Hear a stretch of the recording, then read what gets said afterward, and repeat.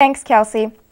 The San Marcos City Council has announced their 3 finalists for city manager. The finalists are Round Rock's Jim Noose, Kilgore's Jeffrey Howell, and Illinois' Scott Moore. Important issues for the position include the growth of San Marcos and its communities and addressing the needs of its residents. All 3 candidates have experience as city managers in other municipal capacities, but in much larger scales, and are ready to take on the job of San Marcos. Adjusting to the difference in size is the big question. San Marcos Mayor Susan Narvis says it's been a great process and any 3 candidates would serve San Marcos well. San Marcos City Marshals and police are having a warrant roundup Saturday, arresting people with outstanding charges against the San Marcos Municipal Court of Record.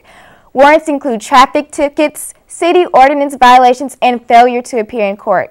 Those with warrants against them can avoid being arrested at home, work, or school by contacting the municipal court immediately at 512-393-8190.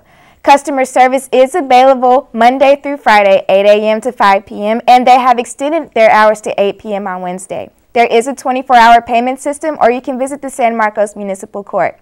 And for all you animal lovers out there, the city of San Marcos will be hosting a special event, Pet Fest, created by PALS, Prevent a Litter of Central Texas, and the San Marcos Animal Shelter. Pet Fest promotes the spaying and neutering of your pets and will also have a variety of pets ready for adoption. The event will take place at the San Marcos Plaza Park and features family, food, music, and entertainment. Pet Fest is an all-day event. For more information, you can visit the Pet Fest website at www.preventalitter.com/petfest. Texas is suing the federal government for $830 million in aid for schools that has been tied up in a political government conflict. A state provision in the federal law requires that Texas maintain certain state educational spending in 2013. Governor Rick Perry says this requirement is unconstitutional because it prevents him from future state spending. Despite this law, Texas applied for the money and was later rejected because the state cannot violate its own constitution. The challenge seeks to overturn the decision to deny the Texas application. The Texas State Board of Education is set to vote Friday on a resolution calling on textbook publishers to limit what they print about Islam in their books. The resolution states that old textbooks no longer used in Texas schools have more information about Islamic practices and beliefs than Christian beliefs.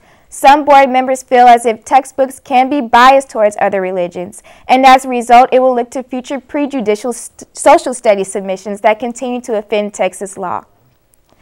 Virginia is due to execute a woman, the first in the U.S. since 1912 and the first anywhere in the country in 5 years. Teresa Lewis plotted with 2 men to kill her husband and stepson. Lewis pled guilty and was later sentenced to death. The gunmen, Matthew Schallenberger and Rodney Fuller, only received life sentences. Lewis's legal team suggests Schallenberger, who later killed himself in prison, manipulated her into killing her husband and son while they were having their affair. Women are not often executed in the U.S., but commit 10 to 12% of the crimes. Her case has been publicized from the U.K. to Iran. Lewis was sentenced to death September 23, 2010.